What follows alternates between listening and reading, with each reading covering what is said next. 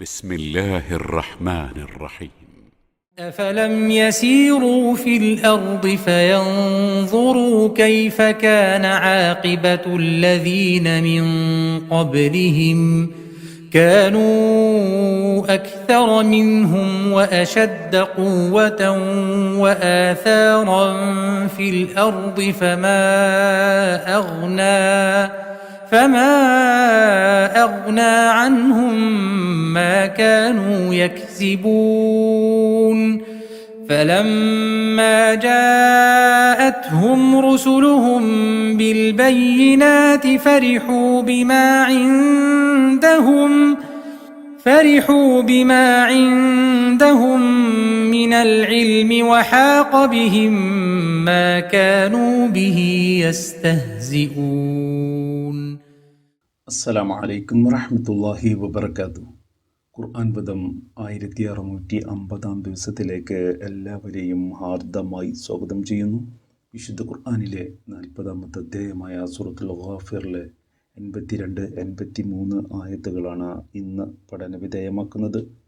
Class ആരംഭിക്കുന്നതിനായി ആദരണീയനായ doctor AI വിലായത്തുള്ള സാഹിബിനെ ക്ഷണിക്കുന്നു.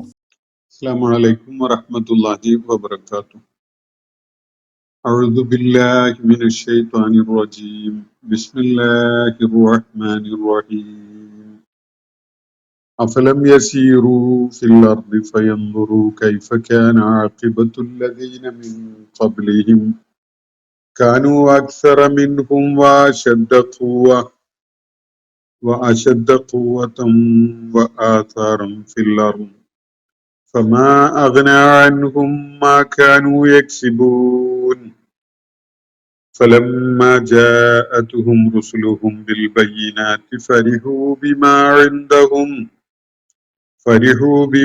عندهم من العلم وحاق بهم ما كانوا به يستهزئون. صدق الله العلي العظيم. സൂറത്ത് ഗാഫിറിലെ 82-83 ആയത്തുകളാണ് ഞാൻ നിങ്ങളെ കേൾപ്പിച്ചിട്ടുള്ളത്. 85 ആയത്തുകൾ അടങ്ങിയ വിശുദ്ധ ഖുർആനിലെ 40-ാമത്തെ അധ്യായമായ സൂറത്ത് ഗാഫിറിന്റെ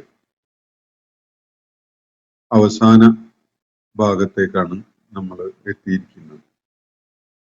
ഈ സൂറത്തിന്റെ ഉപസംഹാരം, അതിൻ്റെ ആശയങ്ങളുടെയും അത് മുന്നോട്ട് വെച്ച വിഷയങ്ങളുടേതൊക്കെ ഒരു വൈൻഡിങ് അപ്പാണ് ഈ ശേഷിക്കുന്ന 4 ആയത്തുകളിലായിട്ട് നമുക്ക് കാണാൻ സാധിക്കും.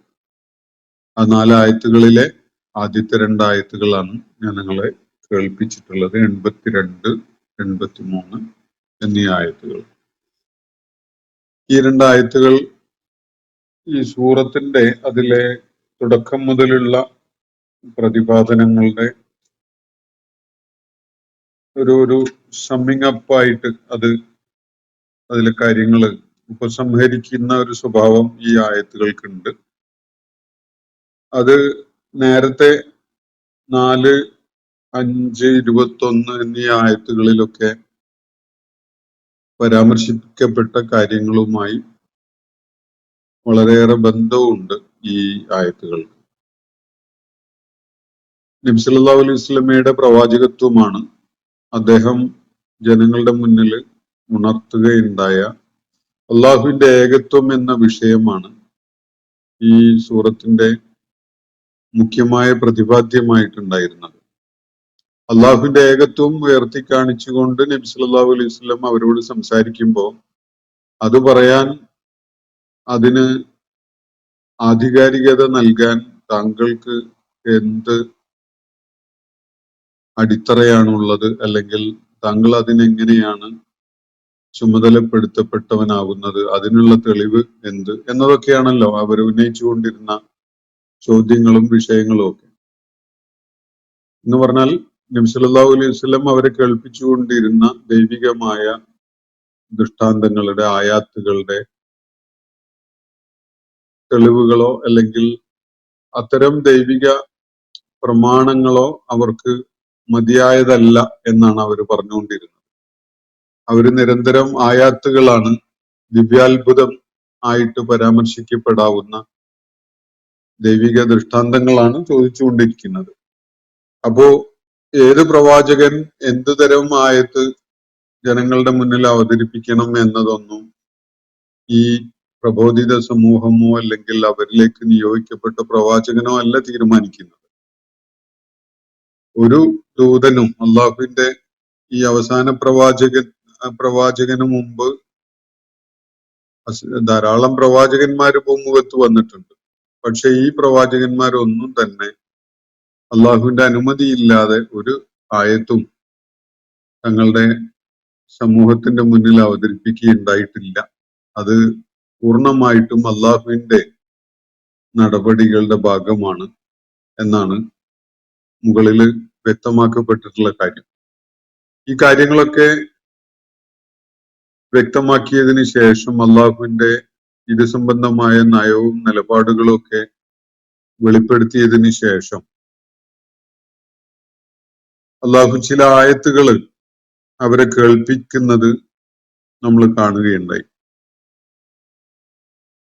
അന്നാമിനെയാണ്, കന്നുകാലികളെയാണ് അവരുടെ നിത്യജീവിതത്തിൽ അവർ നിരന്തരം ഇടപഴകിക്കൊണ്ടിരിക്കുന്ന, അവർ കണ്ടുകൊണ്ടിരിക്കുന്ന, അവർ പ്രയോജനപ്പെടുത്തിക്കൊണ്ടിരിക്കുന്ന കന്നുകാലികളെ അള്ളാഹുവിന്റെ ആയത്തുകളായിട്ട് അവർക്ക് അള്ളാഹുവിന്റെ ഉണ്മയെ, അള്ളാഹുവിന്റെ അസ്തിത്വത്തെ ബോധ്യപ്പെടാൻ വേണ്ട അവരുടെ കൺമുന്നിലുള്ള ആയത്തുകളായിട്ട് അള്ളാഹു പരിചയപ്പെടുത്തിയത്. നമ്മളത് വിശദമായിട്ട് മനസ്സിലാക്കിയിട്ടുണ്ടായി. അല്ലാഹുല്ലദീ ജഅല ലക്കുമുൽ അൻആമ എന്ന് തുടങ്ങുന്ന ആയത്തില് നിങ്ങൾക്കായിട്ട് കന്നുകാലികളെ സൃഷ്ടിച്ചു തന്നിട്ടുള്ളത് അള്ളാഹുവാണ്. ലിതർകബൂ മിൻഹ, നിങ്ങൾ അവയെ വാഹനമായി ഉപയോഗപ്പെടുത്തുന്നതിനും, അതുപോലെ വമിൻഹാ തഅകുലൂൻ, അത് നിങ്ങളുടെ ഭക്ഷ്യാവശ്യങ്ങൾക്ക് പ്രയോജനപ്പെടുത്തുന്നതിനൊക്കെ വേണ്ടി എന്ന് പറഞ്ഞുകൊണ്ട്. അപ്പോ അള്ളാഹു ഉദ്ദേശ്യപൂർവം മനുഷ്യന്റെ ഇത്തരം ആവശ്യങ്ങൾക്ക് വേണ്ടി പ്രയോജനപ്പെടുന്ന വിധത്തില് രൂപകൽപ്പന ചെയ്ത് സൃഷ്ടിച്ചത് കൊണ്ട് മാത്രമാണ് കന്നുകാലികൾ വന്യമൃഗങ്ങളിൽ നിന്ന് വ്യത്യസ്തമായതും മനുഷ്യന് പ്രയോജനം ഉണ്ടാകുന്ന വിധത്തിലുള്ള പ്രകൃതമുള്ളവയായി മാറിയതൊക്കെ. ആകസ്മികമായി ഉണ്ടായതോ അല്ലെങ്കിൽ നബി സല്ലല്ലാഹു അലൈഹി വസല്ലമയെ വെല്ലുവിളിച്ചുകൊണ്ടിരിക്കുന്ന മക്കയിലെ ഏതെങ്കിലും ആളുകള് അവരുടെ സ്വന്തം ഇച്ഛ അനുസരിച്ച് ഉണ്ടാക്കിയതോ ഒന്നുമല്ല. ഇത് മനുഷ്യന്റെ ആവശ്യത്തിന് വേണ്ടി അള്ളാഹു അങ്ങനെ തന്നെ രൂപകൽപ്പന ചെയ്തത് കൊണ്ട് മാത്രമാണ് ഒരു പശു ഒരു സിംഹത്തിൽ നിന്നും അതുപോലെ വേറൊരു വന്യമൃഗത്തിൽ നിന്നൊക്കെ വ്യത്യസ്തമായിട്ട് മനുഷ്യന് പാലും മാംസവും അതിന്റെ രോമങ്ങളും തൊലിയും അസ്ഥികൾ വരെ ഉപയോഗപ്പെടുത്താൻ പറ്റുന്ന വിധത്തില് അവ നിലകൊള്ളുന്നത്. ഇതുപോലെ തന്നെയാണ് മനുഷ്യൻ പ്രയോജനപ്പെടുത്തുന്ന മറ്റു മൃഗങ്ങളുടെയും കാര്യം. ഒരിക്കലും തന്നെ ഒരു യുദ്ധത്തില് മനുഷ്യനോടൊപ്പം പങ്കാളിയാവുന്ന കുതിരക്ക് പ്രത്യേകിച്ച് ഒരു ഏറ്റുമുട്ടലിന് ഒരു കോഴ്സോ അല്ലെങ്കിൽ എന്തെങ്കിലും ഒരു താല്പര്യമൊന്നുമില്ല. രണ്ട് സംഘങ്ങൾ തമ്മിൽ ഏറ്റുമുട്ടൽ ഉണ്ടാകുമ്പോൾ അതിൽ കുതിരക്ക് എന്താ കാര്യം എന്ന് ആലോചിച്ചാൽ ഒരു കാര്യം ഉണ്ടാവില്ല. പക്ഷെ കുതിര അതിനെ കെയർ ചെയ്യുന്ന, അതിനെ നോക്കി വളർത്തുന്ന യജമാനനോടുള്ള വിധേയത്വം കാണിച്ചുകൊണ്ട് യുദ്ധത്തിൽ പങ്കെടുക്കുകയാണ്. അതും ഏറ്റവും വലിയ പ്രതിസന്ധി നിറഞ്ഞു നിൽക്കുന്ന ഭയങ്കര സംഘർഷഭരിതമായ അവസ്ഥകളിലേക്കൊക്കെ എടുത്തു ചാടാൻ കഴിയുന്ന ഒരു പ്രകൃതമാണ് കുതിരക്കുള്ളത് എന്നത് നമുക്ക് കാണാൻ കഴിയും. ഇത് വേറെയും പലയിടത്ത് അള്ളാഹു ഈ വിഷയം സൂചിപ്പിക്കുന്നുണ്ട്. അപ്പൊ നിങ്ങൾക്ക് ഇതൊന്നും അള്ളാഹുവിന്റെ ഉണ്മയെ തിരിച്ചറിയാൻ, അള്ളാഹുവിന്റെ ഏകത്വത്തെ മനസ്സിലാക്കാൻ ഉപകരിക്കുന്നില്ലേ എന്ന പരോക്ഷമായ ഒരു ചോദ്യമാണ് അള്ളാഹു തൊട്ടു മുമ്പ് നമ്മൾ പഠന വിധേയമാക്കിയ ആയത്തുകളിൽ ഉന്നയിക്കുന്നതായി നമ്മൾ കാണുകയുണ്ടായത്. അതിനെ തുടർന്ന് സാന്ദർഭികമായിട്ട് മനുഷ്യന് മൃഗങ്ങള് വാഹനമായിട്ട് പ്രയോജനപ്പെടുന്ന കാര്യം പറഞ്ഞതിനോട് ചേർത്ത് കപ്പലുകളെയും പരാമർശിച്ചത് നമ്മൾ കണ്ടു. അള്ളാഹുവിന്റെ വ്യക്തമായ മാർഗദർശനത്തില് മനുഷ്യന് രൂപകൽപ്പന ചെയ്യാൻ സാധിച്ചിട്ടുള്ള ഒരു സഞ്ചാര സംവിധാനമാണ് കപ്പൽ. വേറെയും പല പരാമർശങ്ങളും കപ്പലുമായി ബന്ധപ്പെട്ടുകൊണ്ട് വിശുദ്ധ ഖുർആനിൽ കാണാൻ സാധിക്കും. വലിയ ഭാരം അവിടെ കപ്പലിനെ പരാമർശിച്ചപ്പോ അള്ളാഹു ഉപയോഗിച്ചിരിക്കുന്ന ഈ മൃഗങ്ങളുടെ കാര്യത്തിലും കപ്പലിന്റെ കാര്യത്തിലും ഒക്കെ വഅലൈഹ വഅലൽ ഫുൽക്കി തുഹ്മലൂൻ എന്നൊരു പ്രയോഗം നടത്തിയത് നമ്മൾ ശ്രദ്ധിച്ചിട്ടുണ്ട്. തുഹ്മലൂൻ എന്ന് പറഞ്ഞാൽ നിങ്ങൾ വഹിക്കപ്പെടുന്നു എന്നാണ്. നിങ്ങളും നിങ്ങളുടെ മെർച്ചൻഡീസും ഒക്കെ നിങ്ങളുടെ ചരക്കുകൾ ഒക്കെ തന്നെ വഹിച്ചു കൊണ്ടുപോകാൻ പറ്റുന്ന വിധത്തിലാണ് കപ്പലിന്റെ സംവിധാനം. അല്ലെങ്കിൽ കടലില് നീറ്റിലിറക്കി ലക്ഷ്യത്തിലേക്ക് പോകാൻ കഴിയുന്ന വിധത്തിൽ രൂപകൽപ്പന ചെയ്തിട്ടുള്ള ചങ്ങാടങ്ങളും അതുപോലെയുള്ള സംഗതികളും ഒക്കെ അങ്ങനെയാണ്. വലിയ ഭാരമുള്ള വലിയ കച്ചവട ചരക്കുകളോ അല്ലെങ്കിൽ അതുപോലെയുള്ള സംഗതികളൊക്കെ തന്നെ ലക്ഷ്യത്തിലേക്ക് എത്തിക്കാൻ പറ്റുന്ന വിധത്തിൽ ഈ സംഗതി രൂപകൽപ്പന ചെയ്യപ്പെട്ടിരിക്കുകയാണ്. അള്ളാഹുവിന്റെ പ്രത്യേകമായ നടപടിക്രമങ്ങളിലൂടെ മനുഷ്യന് സാധ്യമായ ഒരു സംഗതിയാണത്. ആ ഒരു തലത്തില് മൃഗങ്ങളെയും വാഹനമായിട്ട് ഉപയോഗപ്പെടുത്തുമ്പോൾ മനുഷ്യൻ അവന്റെ ബുദ്ധിയും ആലോചനയും ഇമാജിനേഷനും ഒക്കെ പ്രയോജനപ്പെടുത്തിക്കൊണ്ട് പല സംവിധാനങ്ങളും ചെയ്യുന്നുണ്ട്. നമ്മൾ കുതിരക്ക് കാലിന് അടിയിൽ ഒരു മെറ്റലിന്റെ പ്ലേറ്റ് വെച്ച് പിടിപ്പിക്കുന്നത് മനുഷ്യൻ ചില പാഠങ്ങൾ ഈ സംഗതികളിൽ നിന്ന് നേടിയതിന്റെ ഫലമായിട്ടാണ്. ചക്രങ്ങളുള്ള ഒരു സംവിധാനം രൂപകൽപ്പന ചെയ്തിട്ട് അത് കുതിരയോട് ചേർത്ത് വെച്ച് അതൊരു വാഹനമായിട്ട് ഉപയോഗിക്കുന്ന, ചരക്ക് കൊണ്ടുപോകാനുള്ള ഒരു സംവിധാനമായിട്ട് ഉപയോഗിക്കുന്ന രീതി മനുഷ്യൻ ആവിഷ്കരിച്ചിട്ടുണ്ടായിരുന്നു പഴയ കാലത്ത്. ഇതൊക്കെ തന്നെ അള്ളാഹു മനുഷ്യന് ഇവിടെ ഒരുക്കി വെച്ചിരിക്കുന്ന സംവിധാനങ്ങളെ പ്രയോജനപ്പെടുത്താൻ ഓരോ ഘട്ടത്തിലും അവന്റെ മനസ്സിൽ ആശയങ്ങൾ നൽകിക്കൊണ്ടാണ് അള്ളാഹു നിർവഹിച്ചിരിക്കുന്നത്. കപ്പൽ നിർമ്മാണത്തിൽ മാത്രമല്ല, മൃഗങ്ങളെ പ്രയോജനപ്പെടുത്തുന്നതിൽ തന്നെയും മനുഷ്യന് ദൈവികമായ പല ആശയങ്ങളും നൽകപ്പെട്ടിട്ടുണ്ട്. അത് പ്രയോജനപ്പെടുത്തിക്കൊണ്ടാണ് ഇപ്പോ കുതിരപ്പുറത്തായാലും ഒട്ടകപ്പുറത്തായാലും ഒക്കെ സഞ്ചരിക്കുമ്പോൾ മനുഷ്യനുണ്ടാകുന്ന ഡിസ്കംഫേർട്ട്, നമ്മള് എയർ കണ്ടീഷൻഡ് ആയ നല്ല കുഷ്യൻഡ് സീറ്റ്സ് ഒക്കെ ഉള്ള കാറുകളിലോ അതുപോലെയുള്ള വാഹനങ്ങളിലോ സഞ്ചരിക്കുന്ന കംഫർട്ട് ഒട്ടകപ്പുറത്ത് അല്ലെങ്കിൽ കുതിരപ്പുറത്ത് സഞ്ചരിക്കുമ്പോൾ ഉണ്ടാവില്ല. അത് അൺകംഫർട്ടബിൾ ആണ് എന്നത് കാരണമായിട്ട് അതിനെ കുറച്ച് കംഫർട്ടബിൾ ആക്കാനുള്ള സംവിധാനങ്ങൾ പലതും മനുഷ്യൻ ചെയ്തിട്ടുണ്ട്. അതുപോലെ കുതിരയെയും ഒട്ടകത്തിനെയും ഒക്കെ അതിന്റെ വേഗത നിയന്ത്രിക്കുന്ന വിധത്തിലുള്ള ചില ഇടപെടലുകൾ നടത്താൻ സാധിക്കുന്ന പല സംവിധാനങ്ങളും മനുഷ്യൻ ചെയ്തിട്ടുണ്ട്. ഇതൊക്കെയും ദൈവികമായ മാർഗദർശനത്തിന്റെ മനുഷ്യന്റെ മനസ്സിൽ രൂപപ്പെടുത്തി കൊടുക്കുന്ന ആശയങ്ങളുടെ ഒക്കെ അടിസ്ഥാനത്തിൽ ഉണ്ടായി വന്നിട്ടുള്ളതാണ്. ഇതൊക്കെയും നിങ്ങൾക്ക് ദൃഷ്ടാന്തമായിട്ട് മതിയായതല്ലേ എന്നൊരു ചോദ്യവും ഇവിടെ പരോക്ഷമായിട്ട് ഉന്നയിക്കപ്പെടുന്നത് നമ്മൾ മനസ്സിലാക്കിയുണ്ടായി. അതിനെ തുടർന്നാണ് ഈ സൂറത്തിന്റെ അവസാന ഘട്ടത്തിലേക്ക് നീങ്ങുന്നത്. ഞാൻ ഇന്ന് കേൾപ്പിച്ച ആയത്തുകൾ ഫോക്കസ് ചെയ്തുകൊണ്ട് മുന്നോട്ട് നീങ്ങാം. അഫലം യസീറു ഫിൽ അർള്, ഈ ആളുകൾ അള്ളാഹുവിന്റെ പ്രവാചകന്റെ പ്രവാചകത്വത്തെയും അള്ളാഹുവിന്റെ ഏകത്വത്തെയും ഒക്കെ നിഷേധിച്ചു കൊണ്ടിരിക്കുന്ന മക്കയിലെ ഈ ആളുകൾ, വിശുദ്ധ ഖുർആന്റെ ആ അനുവാചക സമൂഹം, അവര് അഫലം യസീറു ഫിൽ അർള്, ഭൂമിയിലൂടെ സഞ്ചരിക്കുകയുണ്ടായിട്ടില്ലേ? ഇവര് ഭൂമിയിൽ സഞ്ചരിക്കുന്ന അനുഭവങ്ങളൊന്നും അവർക്കുണ്ടായിട്ടില്ലേ? ഫയൻളുറു, അങ്ങനെ അവർക്ക് നിരീക്ഷിക്കാൻ അവസരമുണ്ടാകുന്ന വിധത്തില് കൈഫ കാന ആഖിബത്തുൽ ലദീന മിൻ ഖബ്ലിഹിം, ഇവർക്ക് മുമ്പ് കഴിഞ്ഞു പോയ സമൂഹങ്ങളുടെ അന്ത്യം എങ്ങനെയായിരുന്നു, അവരുടെ പരിണതി ഏതു വിധത്തിലായിരുന്നു എന്നത് നോക്കിയും നിരീക്ഷിച്ചും കണ്ടും മനസ്സിലാക്കാൻ സാധിക്കുന്ന വിധത്തിൽ ഇവര് ഭൂമുഖത്ത് സഞ്ചരിക്കുകയുണ്ടായിട്ടില്ലേ എന്നതാണ് ചോദ്യം. തീർച്ചയായിട്ടും ഈ പരാമർശിക്കപ്പെട്ട ആളുകള് അല്ലെങ്കിൽ സമൂഹം ഭൂതലത്തില് ധാരാളം യാത്ര ചെയ്തിട്ടുള്ളവരാണ്. കച്ചവട ആവശ്യത്തിനും ജീവിത ആവശ്യങ്ങളുടെ നിർവഹണത്തിനും ഒക്കെ വേണ്ടിയായി അവര് പലപ്പോഴും യാത്ര ചെയ്യുന്നുണ്ട്. ദീർഘമായ ദൂരങ്ങൾ അവര് കടന്നു പോകുന്നുണ്ട്. ഈ ഘട്ടത്തിൽ അവർ കടന്നു പോകുന്ന പ്രദേശങ്ങളിൽ അവരുടെ ഇരുവശങ്ങളിലുമായിട്ട് പിന്നിട്ട സമൂഹങ്ങളുടെ ആസാറുകൾ, അവരുടെ അവശിഷ്ടങ്ങൾ അവർ കാണുന്നുണ്ട്. പല സമൂഹങ്ങളുടെയും കാര്യത്തില് അവരുടെ അവര് ബിൽഡപ്പ് ചെയ്തിട്ടുണ്ടായിരുന്ന നാഗരികത തന്നെ പൂർണ്ണമായും തുടച്ചു നീക്കപ്പെട്ട അതിന്റെ അവശിഷ്ടങ്ങൾ മാത്രമായ അവസ്ഥയിൽ അവര് നിത്യേന എന്നോണം കണ്ടുകൊണ്ടിരിക്കുന്നുണ്ട്.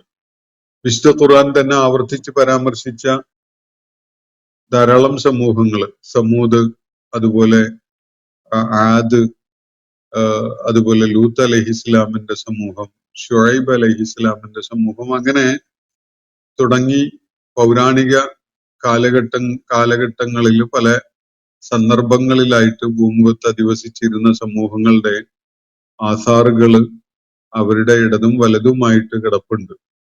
അപ്പോ ഇവിടെ അള്ളാഹു ചോദിക്കുന്ന കാര്യം, അഫലം യസീറു ഫിൽ അർള്, ഇവര് ഭൂമുഖത്ത് സഞ്ചരിക്കുകയുണ്ടായിട്ടില്ലേ? ഫയൻദുറു, എന്നിട്ട് അവർക്ക് നോക്കിക്കാണാൻ സാധിച്ചിട്ടുമില്ലേ? കൈഫ കാന ആഖിബത്തുൽ ലദീന മിൻ ഖബ്ലിഹിം, ഇവർക്ക് മുമ്പ് ഉണ്ടായിരുന്നവരുടെ അന്തിമ പരിണിതി എങ്ങനെയായിരുന്നു, എന്തായിരുന്നു, അവരെങ്ങനെയാണ് അവരുടെ അന്ത്യം ഉണ്ടായത് എന്നതൊക്കെ മനസ്സിലാക്കാൻ കഴിയുന്ന വിധത്തിൽ കാര്യങ്ങൾ നിരീക്ഷിക്കാൻ അവർക്ക് സാധിച്ചിട്ടുണ്ടായിരുന്നില്ലേ എന്നതാണ് അള്ളാഹു ചോദിക്കുന്നത്. ഇവരിൽ പലരുടെയും കാര്യം കാനു അക്സറ മിൻഹും, ഇവരെക്കാളേറെ ആൾബലം ഉണ്ടായിരുന്നവരാണ് അവര്. എണ്ണത്തില് മക്കയിലെ നബി സല്ലല്ലാഹു അലൈഹി വസല്ലം അഭിസംബോധന ചെയ്തുകൊണ്ടിരിക്കുന്ന ആ മക്കവാസികളായ ആളുകളുടെ എണ്ണത്തിനേക്കാളൊക്കെ എത്രയോ കൂടുതൽ എണ്ണം ഉണ്ടായിരുന്ന ആളുകളായിരുന്നു, സമൂഹങ്ങളായിരുന്നു അവയിൽ പലതും. കാനു അക്സറ മിൻഹും, ഇവരെക്കാളും ഏറെ ഉണ്ടായിരുന്നവരാണ്. വ അശദ്ദ ഖുവ്വ, ഇവരെക്കാളും ഖുവ്വത്തുള്ളവരുമായിരുന്നു, ശക്തി ഏറെയുള്ളവരുമായിരുന്നു. ഇവരെക്കാളും അശദ്ധായിട്ട് ഖുവ്വത്തുണ്ടായിരുന്ന സമൂഹങ്ങളായിരുന്നു അവയിൽ പലതും. വലിയ കരുത്തന്മാരുണ്ടായിരുന്നു. മക്കയിലെ ആളുകളുടെ ചരിത്രത്തിലൊന്നും നമ്മൾ അങ്ങനെ വലിയ അവരുടെ ശാരീരികമായ കഴിവുകളോ പേശി ബലമോ ഒന്നും കാണിക്കുന്ന ആസാറുകൾ ഏറെയൊന്നും കാണാൻ കഴിയില്ല. എന്നാൽ സമൂദ്, അതുപോലെ ആദ് സമൂഹങ്ങളുടെയൊക്കെ ജീവിതാവശിഷ്ടങ്ങൾ പരിശോധിച്ചാൽ അവരുടെ വളരെ മികവുള്ള സാങ്കേതിക വിദ്യകളും അതുപോലെ മെയ്ക്കരുത്ത് അടിസ്ഥാനപ്പെടുത്തിക്കൊണ്ട് അവര് ചെയ്തിരുന്ന പല സംഗതികളും ഭൂമിയിൽ അവര് ശേഷിപ്പുകളായി വിട്ടേച്ചു പോയത് കാണാൻ സാധിക്കും. സമൂഹത്തിന്റെ വലിയ മലകൾ തുരന്ന് ഭവനങ്ങൾ ഉണ്ടാക്കാനുണ്ടായിരുന്ന കഴിവ് അത്യസാധാരണമായതായിരുന്നു. അതുപോലെ വലിയ തൂണുകൾ നിർമ്മിച്ചുകൊണ്ട് കെട്ടിടങ്ങൾ ഉണ്ടാക്കുന്ന രീതികളുള്ള സമൂഹങ്ങൾ പിന്നിട്ട കാലത്തുണ്ടായിരുന്നു. അതുപോലെ പല വിധത്തിലും വൈദഗ്ധ്യം കാണിച്ചുകൊണ്ടിരുന്ന ആളുകൾ, ട്രേഡ് ആൻഡ് കൊമേഴ്സ് മേഖലയിൽ വലിയ സാമർഥ്യം കാണിച്ചിരുന്ന സമൂഹം ആ പിന്നിട്ട കാലത്ത് കഴിഞ്ഞുപോയ വിഭാഗങ്ങളുടെ കൂട്ടത്തിൽ ഉണ്ടായിരുന്നു. ഖുർആൻ അതിനെ ഓരോന്നും വിശദമായിട്ട് പരാമർശിക്കുന്നുണ്ട് പലയിടങ്ങളിലുമായിട്ട്. അവരൊന്നും തന്നെ മക്കയിലെ ആളുകളെ താരതമ്യം ചെയ്യുമ്പോൾ എണ്ണത്തില് കുറവോ അല്ലെങ്കിൽ കരുത്തില് പുറകിലോ ഒന്നും ആയിരുന്നില്ല. ഇവരെക്കാളൊക്കെ എണ്ണത്തിൽ കൂടുതലും നല്ല കരുത്തും ഉണ്ടായിരുന്നവരായിരുന്നു ഈ ആഖിബത്ത് ഏറ്റുവാങ്ങിക്കൊണ്ട് ജീവിതം അവസാനിച്ചു പോയ ഈ ആളുകളുടെ കാര്യം. അപ്പോ അതുപോലെ ആസാറം ഫിൽ അർള് എന്ന് കൂടി അള്ളാഹു എന്നോട് ചേർത്ത് പറയുകയാണ്. ആസാറം ഫിൽ അർള് എന്ന് പറഞ്ഞാൽ ഭൂമിയിൽ ചില അടയാളപ്പെടുത്തലുകൾ ഉണ്ടാക്കാൻ കഴിഞ്ഞവര്, അവരുണ്ടാക്കിയ അടയാളപ്പെടുത്തലുകൾ അല്ലെങ്കിൽ അവരുടെ ഇമ്പാക്ട് ഹ്യൂമൻ സിവിലൈസേഷനിൽ, മനുഷ്യ നാഗരികതയിൽ അവര് ഉണ്ടാക്കിയ ചില അടയാളപ്പെടുത്തലുകൾ. ഇപ്പോ പിരമിഡുകൾ നിർമ്മിച്ച ഈജിപ്തിലെ സമൂഹത്തെ നമുക്ക് പരിഗണിക്കാവുന്നതേ ഉള്ളൂ. അതുപോലെ മൃതദേഹങ്ങളെ സംസ്കരിക്കുന്നതിന് പ്രത്യേകമായ രീതി രൂപപ്പെടുത്തിയെടുത്ത് നൂറ്റാണ്ടുകളും സഹസ്രാബ്ദങ്ങളും വരെ മൃതദേഹങ്ങള് ജീർണിച്ചു പോകാതെ സൂക്ഷിക്കാൻ കഴിഞ്ഞിരുന്ന, മമ്മികളാക്കി വെക്കാൻ കഴിഞ്ഞിരുന്ന ഈജിപ്തിലെ പൗരാണിക സമൂഹം. ഇവരൊക്കെ തന്നെ ഭൂമുഖത്ത് പല ആസാറുകളും ഉണ്ടാക്കിയ ആളുകളാണ്. പല അടയാളപ്പെടുത്തലുകളും ശേഷിപ്പിച്ചു പോയ ആളുകളാണ്. മക്കയിലെ ആളുകളുമായി താരതമ്യം ചെയ്യുമ്പോൾ ഇക്കാര്യത്തിലൊക്കെ ഈ പിന്നിട്ട് സമൂഹങ്ങൾ വലിയ മികവുള്ളവരായിരുന്നു. അവര് എണ്ണത്തിൽ ഉള്ളവരും കരുത്ത് കൂടുതൽ കാണിച്ചിരുന്നവരും ഭൂമിയിൽ കൂടുതൽ അടയാളങ്ങൾ അവശേഷിപ്പിച്ചവരുമായിരുന്നു. ആസാറും ഫില്ലർന്ന് അവരുടെ ലെഗസി എന്ന് പറയും.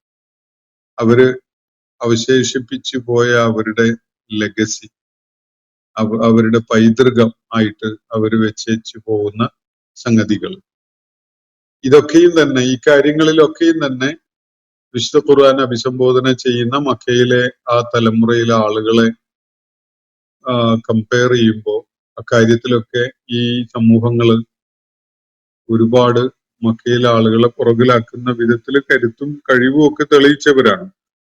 എന്നിട്ട് അള്ളാഹു പറയുന്ന ഫമാ അഫ്നാ അൻഹും, എന്നാൽ അത് അവർക്ക് പ്രയോജനം ചെയ്തോ? മാക്കാനു യക്സിബൂൻ, അവര് സമ്പാദിച്ചു വെച്ച അല്ലെങ്കിൽ അവര് നേടിയ നേട്ടങ്ങൾ, അള്ളാഹുവിന്റെ നടപടിക്രമങ്ങൾ അവരുടെ കാര്യത്തിൽ നടപ്പിലാക്കപ്പെട്ടപ്പോ അവരെ പ്രതിരോധിക്കാൻ അവ പ്രയോജനപ്പെട്ടോ? അവർക്ക് എന്തെങ്കിലും അതുകൊണ്ട് ഗുണമുണ്ടായോ? അവരൊക്കെ വലിയ കരുത്തന്മാരായിരുന്നല്ലോ. നമ്മൾ അങ്ങനെ ചില സാമ്രാജ്യങ്ങളുടെ കാര്യത്തില് കാണുകയാണെങ്കിൽ മൂസ അലൈഹി ഇസ്ലാമിന്റെ കാലത്ത് ഏറ്റവും കരുത്തുള്ള സാമ്രാജ്യമായിരുന്നു ഫിറോവിന്റെ നേതൃത്വത്തിൽ ഈജിപ്തിൽ ഉണ്ടായിരുന്ന സാമ്രാജ്യം. അത് തകർന്നടിഞ്ഞത് അവരൊക്കെ നോക്കി നിൽക്കെ ചെങ്കടലിൽ മുങ്ങി മരിക്കുന്ന അവിടുത്തെ അധികായന്മാരുടെ ആ ആക്ഷേപത്തോടു കൂടിയാണ്. അതുപോലെ പല സാമ്രാജ്യങ്ങളും ലോകത്ത് തകർത്തെറിയപ്പെട്ടിട്ടുണ്ട്. എത്രയോ ഡിനസ്റ്റീസ് നമ്മുടെ നാട്ടിൽ തന്നെ വലിയ പേരെടുത്ത ഡിനസ്റ്റീസ് ഒക്കെ ഉണ്ടായിരുന്നതാണ്. ചരിത്രത്തിന്റെ ചില നിർണായക ഘട്ടങ്ങളിൽ അവയൊക്കെ പിഴുതെറിയപ്പെട്ടത് വളരെ ആകസ്മികമായും അപ്രതീക്ഷിതമായും അവരുടെ മുന്നേറ്റത്തിന്റെയും നേട്ടങ്ങളുടെയും കൊടുമുടിയിൽ എത്തി നിൽക്കുന്ന ഘട്ടത്തിലൊക്കെയാണ്. ഇപ്പോൾ തന്നെ യുദ്ധഭീഷണിയുമായിട്ട് മധ്യപൗരസ്ത്യ ഭൂപ്രദേശത്തേക്ക് ഇറങ്ങി വന്നിരിക്കുന്ന അമേരിക്കൻ സാമ്രാജ്യത്വത്തിന്റെ ചില പ്രതിരൂപങ്ങൾ നമ്മൾ കാണുന്നുണ്ട്. ഇവര് അവരുടെ അന്ത്യത്തോട് അടുക്കുകയാണ് എന്നത് ചരിത്രപരമായി വിലയിരുത്തുന്ന ധാരാളം ബുദ്ധിരാക്ഷസന്മാര് ചൂണ്ടിക്കാണിക്കുന്ന ഒരു കാര്യമാണ്. അമേരിക്കൻ സാമ്രാജ്യത്വം അതിന്റെ തകർച്ച, സമ്പൂർണമായ പരാജയം ഏറ്റുവാങ്ങുന്നതിന്റെ ഒരു ഫേസിലേക്ക് നീങ്ങിക്കൊണ്ടിരിക്കുകയാണ് എന്നൊക്കെയാണ് പലരും ചൂണ്ടിക്കാണിക്കുന്നത്. ചരിത്രം പരിശോധിക്കുമ്പോൾ അതിനൊക്കെ സാധ്യതയുണ്ട് എന്ന് തന്നെ കാണാൻ കഴിയും. അപ്പൊ ഇവിടെ അള്ളാഹു ഈ സമൂഹങ്ങളെ പരാമർശിച്ചുകൊണ്ട് മക്കയിലെ ആളുകളോട് ചോദിക്കുന്നത്, നിങ്ങളാരും ഭൂമുഖത്ത് സഞ്ചരിക്കാറില്ലേ? കഴിഞ്ഞുപോയ സമൂഹങ്ങളുടെ അന്ത്യം എങ്ങനെയായിരുന്നു എന്നത് നോക്കിക്കാണാൻ നിങ്ങൾക്ക് പറ്റാറില്ലേ എന്നതാണ്. അപ്പോ നിങ്ങളെക്കാളൊക്കെ കരുത്തന്മാര്, ആൾബലം ഉണ്ടായിരുന്നവര്, അതുപോലെ വലിയ ഇമ്പാക്റ്റ് ഉണ്ടാക്കിക്കൊണ്ട് ജീവിച്ച ആളുകളൊക്കെ ആയിരുന്നല്ലോ അവര്. എന്നിട്ട് അവരുടെ നേട്ടങ്ങളൊക്കെ അവർക്ക് എന്ത് പ്രയോജനം ചെയ്തു? ഫമാ അഗ്നാ അൻഹും, അവർക്ക് പ്രയോജനം ഉണ്ടാക്കുകയുണ്ടായില്ല, അല്ലെങ്കിൽ അവർക്ക് പ്രയോജനപ്പെട്ടില്ല. മാ കാനു യക്സിബൂൻ, അവരുടെ ആ നേട്ടങ്ങൾ അവര് സമ്പാദിച്ചു വെച്ചതോ അല്ലെങ്കിൽ അവരുടെ വലിയ അച്ചീവ്മെന്റ് ആയിട്ട് എണ്ണിയിരുന്ന നേട്ടങ്ങളോ ഒന്നും തന്നെ. ഇപ്പോ വലിയ പർവ്വതങ്ങൾ തുരന്നുകൊണ്ട് സുരക്ഷിതമായ ഭവനങ്ങൾ ഉണ്ടാക്കിയിരുന്ന സമൂത് സമൂഹത്തിന്റെ കാര്യം ഒന്ന് ആലോചിച്ച് നോക്കുക. ഞാൻ പോയി കണ്ട ഒരു പ്രദേശമാണത്, മദായിൻ സാലിഹ് ഹിജ്ർ പ്രദേശം. ഒരാളെക്കാൾ പൊക്കത്തില് ഉള്ള ഒരു ഹൈറ്റിൽ നിന്നാണ് അവര് പർവ്വതത്തിന്റെ അല്ലെങ്കിൽ മലയുടെ ഉൾഭാഗം തുരന്ന് അതിനകം കംഫർട്ടബിൾ ആയ താമസ സ്ഥലമൊക്കെ ആയിട്ട് രൂപപ്പെടുത്തുന്നത്. അപ്പൊ അതിലേക്ക് കയറി ചെല്ലാൻ പറ്റുന്ന വിധത്തിൽ ചില സ്റ്റെപ്പുകളൊക്കെ സംവിധാനിച്ചുകൊണ്ടാണ് അവര് ആ ഉയർന്ന ഒരു തലത്തില് വീട് ആക്കിയിട്ട് മല തുരന്ന് അതിനുള്ളില് അറകളും മുറികളും ഒക്കെ തയ്യാറാക്കിയത്. ഒരു 100ഓളം വരുന്ന മലകൾ അങ്ങനെ അടുത്തടുത്തായിട്ട് തുരന്ന് വീടുകളാക്കിയ ഭവനങ്ങളാക്കിയത് അവിടെ കാണാൻ കഴിയുന്നു. അല്ലെങ്കിൽ നിങ്ങൾക്ക് നെറ്റിൽ സെർച്ച് ചെയ്താൽ അതിന്റെ നല്ല ചിത്രങ്ങളും വീഡിയോസും ഒക്കെ കാണാൻ കഴിയും. അപ്പൊ അതില് മൃഗങ്ങളുടെ വന്യമൃഗങ്ങളുടെ യാതൊരു വിധത്തിലുള്ള ഉപദ്രവവും ഉണ്ടാകാതെ വരുന്ന വിധത്തില് ആണ് ഈ ഉയരത്തില് അവര് ഈ മലകളിൽ തുരന്നുണ്ടാക്കിയ വീടുകളുടെ കവാടങ്ങളാക്കിയിട്ട് തയ്യാറാക്കിയിട്ടുള്ളത്. അപ്പൊ അതൊക്കെ അവരുടെ കഴിവും കരുത്തും ഒക്കെയാണ് കാണിക്കുന്നത്. പക്ഷെ അത്രയും വലിയ എഞ്ചിനീയറിംഗ് സ്കില്ല് ഉപയോഗിച്ച് സുരക്ഷിതമായ ഭവനങ്ങൾ ഉണ്ടാക്കിയ ആളുകൾ അള്ളാഹുവിന്റെ അവരുടെ ധിക്കാര മനസ്ഥിതിയും അതുപോലെ അനുസരണക്കേടും ഒക്കെ കാരണമായിട്ട് അള്ളാഹുവിന്റെ നടപടി അവരെ തേടിയെത്തിയപ്പോ അവർക്ക് ഈ സാങ്കേതിക മികവും എഞ്ചിനീയറിംഗ് സ്കില്ലും അവരുണ്ടാക്കി വെച്ച ഈ സുരക്ഷിതമായ ഭവനങ്ങളും ഒക്കെ എന്ത് പ്രയോജനമാണ് നൽകുകയുണ്ടായത് എന്നതാണ് ആലോചിക്കേണ്ട ഒരു വിഷയമായിട്ട് അള്ളാഹു ഇവിടെ ചൂണ്ടിക്കാണിക്കുന്നത്. അങ്ങനെ തുടർന്ന്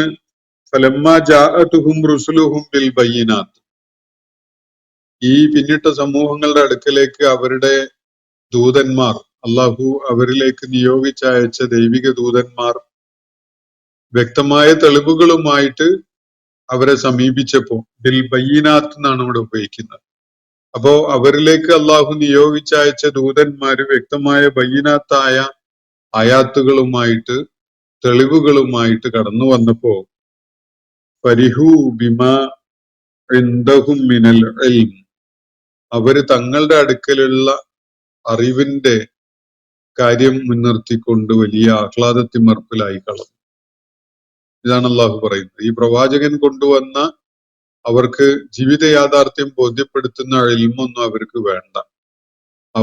അവരുടെ കയ്യിലുള്ള അറിവിന്റെ പേരിൽ, ശാസ്ത്രത്തിന്റെ പേരിൽ, ജ്ഞാനത്തിന്റെ പേരിൽ, യോഗ്യതയുടെ പേരിൽ വലിയ ആഹ്ലാദത്തിമർപ്പിലും അതുപോലെ അഹന്ത പ്രകടിപ്പിക്കുന്നതിലുമായി അവർ ഫരിഹു എന്ന് പറഞ്ഞാൽ ആഹ്ലാദിച്ചു, റിജോയ്സ് ചെയ്തു എന്നാണ്. ചിലപ്പോഴൊക്കെ ധിക്കാരപരവും അഹങ്കാരത്തിന്റെ ലാഞ്ചനയുള്ള വിധത്തിലൊക്കെയുള്ള ആഹ്ലാദ പ്രകടനമായിട്ടാണ് അത് മനസ്സിലാക്കേണ്ടത് എന്ന് ഖുർആന്റെ സൂചനകളിൽ നിന്ന് കാണാൻ കഴിയും.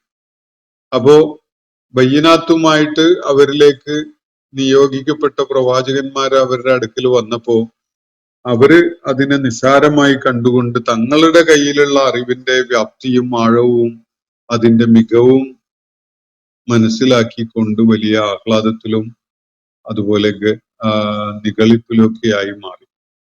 ഫരിഹു ബിമാ ഇൻദഹും മിനൽ ഇൽം, ഇതിനേക്കാളൊക്കെ മുന്തിയത് ഞങ്ങളെ കയ്യിൽ തന്നെ ഉണ്ട് എന്നൊരു ആറ്റിറ്റ്യൂഡായിരുന്നു അവർക്ക്.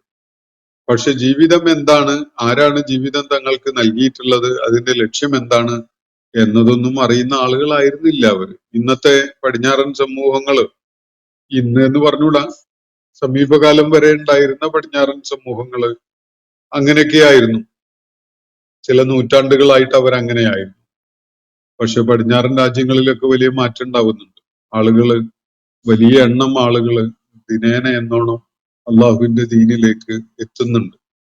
അപ്പൊ സമീപകാലം വരെയുള്ള യൂറോപ്യൻ രാജ്യങ്ങളില്, പടിഞ്ഞാറൻ രാജ്യങ്ങളില്, അമേരിക്കയിലൊക്കെ തന്നെ അവര് നേടിയിരുന്ന അവരുടെ സാങ്കേതിക വിദ്യയിലും അതുപോലെ ഭൗതിക മേഖലയിലൊക്കെ തന്നെ അവർ നേടിയിരുന്ന സംഗതികളുടെ പേരിൽ വലിയ അഹന്തയിലായിരുന്നു. പക്ഷെ അവർക്ക് ജീവിതം എന്താണെന്ന് അറിയില്ല, അവരാരാണ് എന്നറിയില്ല, ആരാണ് അവരെ നിയോഗിച്ചയച്ചത് ഇങ്ങോട്ട് എന്നുള്ളത് അറിയില്ല, എന്താണ് ജീവിതത്തിന്റെ ലക്ഷ്യം എന്നറിയില്ല, മരണശേഷം എന്താണ് അവരെ കാത്തിരിക്കുന്നത് എന്നതൊന്നും അവർക്ക് അറിയില്ല. എന്നാലും അവര് പരമാവധി അവരുടെ അറിവ് എന്ന് പറയുന്നത് ജനനം മുതൽ മരണം വരെയുള്ള ഒരു കാലത്തിന്റെ സർവൈവലിന് വേണ്ട ചില സംഗതികൾ മാത്രമാണ് അവരുടെ അറിവ്, അതിജീവനത്തിന്റെ അറിവ്. അപ്പൊ ഇത് മാത്രം കൈമുതലായി ഉണ്ടായിരുന്ന ഈ ആളുകള് പക്ഷേ അത്തരം സംഗതികളുടെ പേരിൽ വലിയ നിഗളിപ്പാണ്. ഈ പിന്നിട്ട സമൂഹങ്ങളുടെ കാര്യവും അത് തന്നെയാണ്. അവര് വലിയ അഹന്തയിലും അതുപോലെ തന്നെ വലിയ നിഗളിപ്പിലും ഒക്കെ ആഹ്ലാദിക്കുകയാണ്. അതാണ് അവർ ചെയ്തിട്ടുണ്ടായിരുന്നത്. പ്രവാചകന്മാര് മുഖേന പഠിപ്പിക്കപ്പെട്ട കാര്യം അവര് നിസ്സാരമായിട്ട് കണ്ടു. നമ്മൾ മനസ്സിലാക്കിയിട്ടുള്ളതാണ്, സൂറത്തുൽ അലഖിന്റെ തുടക്കത്തിൽ അള്ളാഹുവിന്റെ പ്രവാചകന് ആദ്യമായി നൽകിയ വെളിപ്പാടില് ഒന്ന് കേട്ടു നോക്കൂ. ഇഖ്റ ബിസ്മി റബ്ബിക്കല്ലദീ ഖലഖ് എന്നാണ്. വായിക്കുക നിന്നെ സൃഷ്ടിച്ച നാഥന്റെ നാമധേയത്തിൽ നിന്ന്. അപ്പോ സൃഷ്ടാവായ ഒരു നാഥനുണ്ട് എന്ന കാര്യത്തിലുള്ള തിരിച്ചറിവോടുകൂടി വായിക്കണം എന്നാണ് ഖുർആൻ ആദ്യമായിട്ട് അവതരിപ്പിക്കപ്പെട്ട ഘട്ടത്തിൽ നബി സല്ലല്ലാഹു അലൈഹി വസല്ലമയോട് അള്ളാഹു പറയുന്നത്. വായിക്കേണ്ടത്, പഠിക്കേണ്ടത്, നിരീക്ഷിക്കേണ്ടത്, ഗവേഷണം ചെയ്യേണ്ടത് ഒരു തിരിച്ചറിവോടുകൂടിയാണ്. ആ തിരിച്ചറിവ് സൃഷ്ടാവായൊരു റബ്ബുണ്ട് തനിക്ക് എന്ന കാര്യം ഉൾക്കൊള്ളുന്ന സംഗതിയിൽ അധിഷ്ഠിതമാണ്. അപ്പോ അതില്ലാത്തൊരു സമൂഹം, സൃഷ്ടാവായൊരു റബ്ബിനെ തിരിച്ചറിഞ്ഞിട്ടില്ലാത്തൊരു സമൂഹം ശാസ്ത്ര സാങ്കേതിക മേഖലയിൽ എന്ത് മികവ് കാണിച്ചാലും എത്ര വലിയ മുന്നേറ്റം നടത്തിയാലും അവര് ബഹിരാകാശത്ത് പോയി നാളുകളും ആഴ്ചകളും മാസങ്ങളും തങ്ങി തിരിച്ചു വരാനുള്ള പ്രാഗൽഭ്യമൊക്കെ കാണിക്കുന്ന ആളുകളായാലും അവര് ആ സമൂഹം എന്ന നിലക്ക് നാശോന്മുഖമായ ഒരവസ്ഥയിലാണ് ഉണ്ടാവുക. ജീവിത ലക്ഷ്യം തിരിച്ചറിഞ്ഞിട്ടില്ലാത്ത സമൂഹത്തിന് അവരുടെ നാഗരികമായ നേട്ടങ്ങളോ അല്ലെങ്കിൽ അവരുടെ ശാസ്ത്ര സാങ്കേതിക മേഖലയിലുള്ള മികവോ ഒന്നും തന്നെ അവർക്ക് അതിജീവനത്തിനുള്ള അർഹത നേടിക്കൊടുക്കുന്നില്ല. അത് തകർന്നു പോകും ആ സമൂഹം. കാരണം അവർ ലക്ഷ്യമില്ലാത്തൊരു സമൂഹമായിട്ടാണ് ജീവിക്കുന്നത്. ലക്ഷ്യമില്ലാത്ത ഒരു സമൂഹത്തിന് ആയുസ് ഉണ്ടാവില്ല. ദീർഘമായിട്ട് നിലനിൽക്കാൻ അല്ലെങ്കിൽ പിടിച്ചു നിൽക്കാൻ ഒരു സമൂഹം എന്ന നിലക്ക് അവരുടെ പിന്മുറക്കാർക്ക് മോട്ടിവേഷൻ ആയിക്കൊണ്ട് നിലകൊള്ളാനൊന്നും അവർക്ക് കഴിയില്ല. അവര് നശിച്ചു പോകും എന്നത് അതിന്റെ വളരെ പ്രത്യക്ഷമായ ലക്ഷണമാണ്. അപ്പോ ഈ ആളുകൾ ഇവിടെ പരാമർശിക്കപ്പെട്ട പിന്നിട്ട കാലഘട്ടങ്ങളിലെ സമൂഹങ്ങൾ അവരിലേക്ക് അവരുടെ ദൂതന്മാർ വന്നപ്പോ ഫരിഹു ബിമാ ഇൻദഹും മിനൽ ഇൽം, അവരുടെ അടുക്കൽ ഉണ്ടായിരുന്ന അവരുടെ ആർജിതമായ അറിവിന്റെ പേരിൽ അവര് നിഗളിപ്പ് കാണിക്കുകയായിരുന്നു. പക്ഷെ അവർക്ക് അറിയില്ല ബിസ്മി റബ്ബിക്കല്ലദീ ഖലഖാണ് വായിക്കേണ്ടിയിരുന്നത് എന്നത്. ബിസ്മി റബ്ബിക്കല്ലദീ ഖലഖ് എന്ന തിരിച്ചറിവോടുകൂടി വായിക്കുന്ന ഒരു സമൂഹവും അറിവിന്റെ വലിയ വിശാലമായ പ്രതലത്തിൽ നിന്നുകൊണ്ട് അവരുടെ മോക്ഷ സാധ്യത കണ്ടെത്താതിരിക്കുകയില്ല. ഇവിടെ അങ്ങനെയല്ല. ഇവര് അവരുടെ സാങ്കേതികമായ നേട്ടങ്ങളുടെയോ അറിവിന്റെയോ പേരിൽ അവരിലേക്ക് നിയോഗിക്കപ്പെട്ട പ്രവാചകൻ അവർക്കിടയിൽ നിർവഹിക്കാനിരുന്ന ദൗത്യത്തെ പോലും നിസ്സാരമായിട്ട് കാണുകയായിരുന്നു. അതിനെ അപ്രസക്തമായിട്ട് മനസ്സിലാക്കുകയായിരുന്നു. പക്ഷെ അവരുടെ കയ്യിലുള്ളത് വെച്ചുകൊണ്ട് ജീവിതം എന്താണ് എന്നത് അവർക്ക് മനസ്സിലാക്കാൻ സാധിക്കുമോ? അതൊരിക്കലും ഉണ്ടാവില്ല. അവരെന്തിനു വേണ്ടി നിലകൊള്ളുന്നു, അവരുടെ ലക്ഷ്യം എന്ത് എന്നതൊന്നും അവർക്ക് അവരുടെ കയ്യിലുള്ള അറിവ് വെച്ചുകൊണ്ട് മനസ്സിലാക്കാൻ സാധിക്കുമായിരുന്നില്ല. എന്നിട്ട് അവസാനം എന്താണ് ഉണ്ടായത് ഈ ആളുകളുടെ കാര്യത്തിൽ? വഹാഖ ബിഹിം, അവരെ വലയം ചെയ്തു, അവരെ പൊതിഞ്ഞു കളഞ്ഞു. മാ കാനൂ ബിഹി യസ്തഹ്സിഊൻ, എന്താണോ അവര് പരിഹസിച്ചു കൊണ്ടിരുന്നത് അക്കാര്യം അവരുടെ മേൽ യാഥാർത്ഥ്യമായി വന്ന് സംഭവിച്ചു എന്നാണ് അള്ളാഹുവിടെ പറയുന്നത്. അള്ളാഹുവിനോട് അവന്റെ ദൂതന്മാരോട് ധിക്കാരം കാണിച്ചുകൊണ്ട് നിലകൊള്ളുന്ന സമൂഹത്തിന് നേരെ ദൈവിക നടപടി ഉണ്ടാകും എന്നത് അവരോട് അറിയിക്കപ്പെട്ട കാര്യമാണ്.